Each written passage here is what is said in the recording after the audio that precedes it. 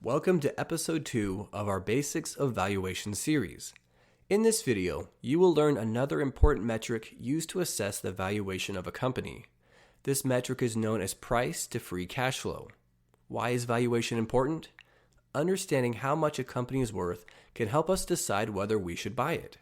If the cost of investment is well above what a company is worth, it is better to wait until the company's valuation drops.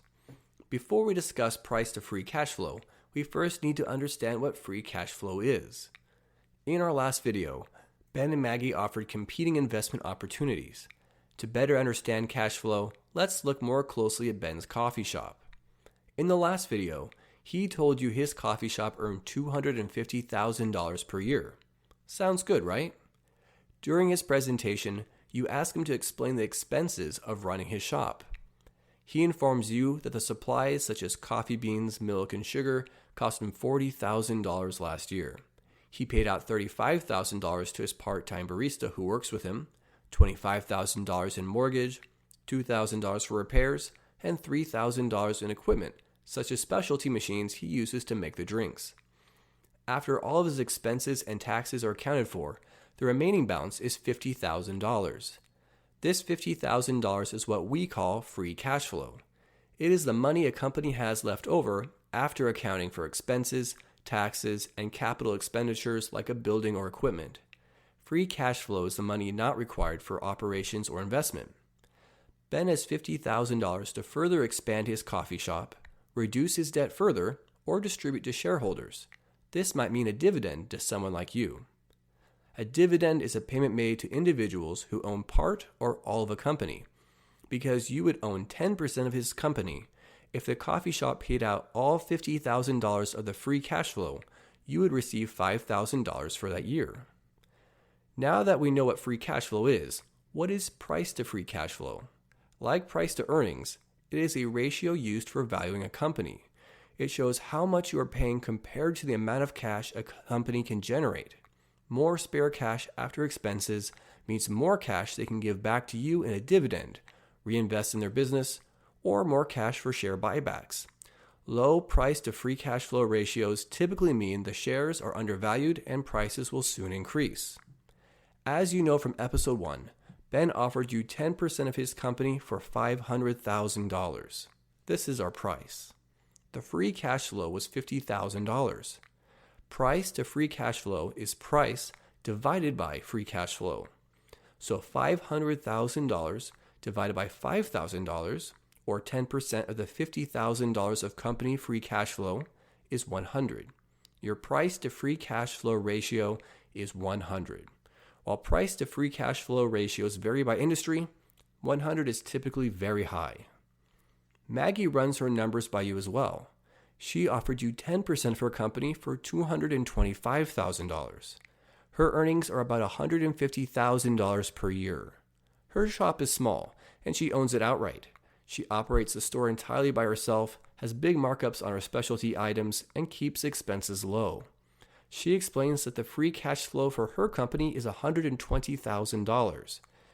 The free cash flow for your 10% share of the company is $12,000.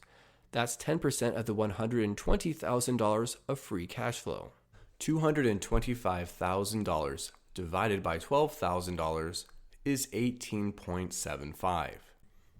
In summary, Ben's price to free cash flow ratio was a 100, whereas Maggie's was an 18.75. Maggie's valuation, based on price to free cash flow, is significantly better. Ben's coffee shop looks overvalued. Based on this, we might want to wait to invest in Ben's coffee shop until he offers a lower price, or we can consider other investments altogether. Let's apply this to a real company. Many of you are familiar with Johnson & Johnson. Although some of you may be more familiar with a few of their products in the store, like baby powder or shampoo, Johnson & Johnson, at the time I made this video, is a $293 billion company that develops, manufactures, and sells products in the healthcare field. Their products fall into 3 segments: consumer, pharmaceutical, and medical devices. Let's take a look at their price to free cash flow on a great free website, macrotrends.net. What we are looking at here is Johnson & Johnson's share price, free cash flow per share, and price to free cash flow ratio from 2007 until 2020. This allows us to not only see the current data, but compare it to its historical price to free cash flow. There are a couple of things to look at which are important. First, free cash flow has been steadily increasing from 2007 until 2020. Although there have been periods where it declined, the overall trend is increasing free cash flow. This means Johnson & Johnson is in a healthy position financially and has extra money to continue increasing its dividend for investors like us. Free cash flow was $9.54 in 2007, but was $20.59 at the end of 2019. In other words, it doubled during that time period. I am showing you the fourth quarter for 2019 because the free cash flow for the first quarter of 2020 has not been reported yet. We can see that the price to free cash flow is 5.4. Is that good? While it is certainly better than Ben's Cafe and Maggie Mart, those companies are not $293 billion pharmaceutical companies. We want to ensure it is a good value for the company it is, so let's compare it first to itself. We can see the price to free cash flow is currently the best it has been since 2015. This would be the best deal we would get in terms of free cash flow in 5 years. If we look at prior years, we see this number is actually fairly average to a little above average. Let's compare this to some of its competitors. If you're not sure whether a valuation metric is good for a company, consider seeing how its rivals are doing. Some of Johnson & Johnson's rivals include Pfizer, Merck & Company, Eli Lilly & Company, and Abbvie. This chart compares the price to free cash flow for all 5 companies. The blue line is Johnson & Johnson. We can see that it is favorable compared to most of its rivals. This is a good sign for Johnson & Johnson's valuation. Based on this metric, it also tells me that Merck and Eli Lilly might be overvalued and Abbvie might be undervalued. We see at the beginning of 2015, Johnson & Johnson, Pfizer, Merck, and Abbvie were very similar in price to free cash flow. If we take a closer look at Abbvie, its free cash flow increased from $6.28 to $20.63 during this time period. That's better than Johnson & Johnson. During this time of rapid free cash flow growth, its share price declined, resulting in a very attractive price to free cash flow ratio. Let's take another look at that comparison chart. While Abbvie's price to free cash flow has improved since early 2015, Merck went up significantly. What happened? Let's take a quick look.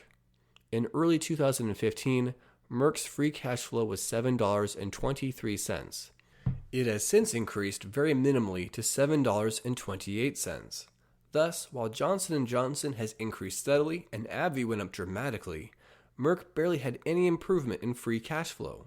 Despite this, the price per share went up throughout that period, resulting in an ever-increasing price to free cash flow ratio. While we never want to consider only a single point of data when determining the valuation of a company or whether to invest, based on price to free cash flow alone, we see that Abbvie and Johnson & Johnson are more attractive than Merck or Eli Lilly. That wraps up our introduction to price to free cash flow today. If you would like a video explaining how to calculate price to free cash flow yourself, or would like to learn more advanced information about price to free cash flow, please let me know in the comments below.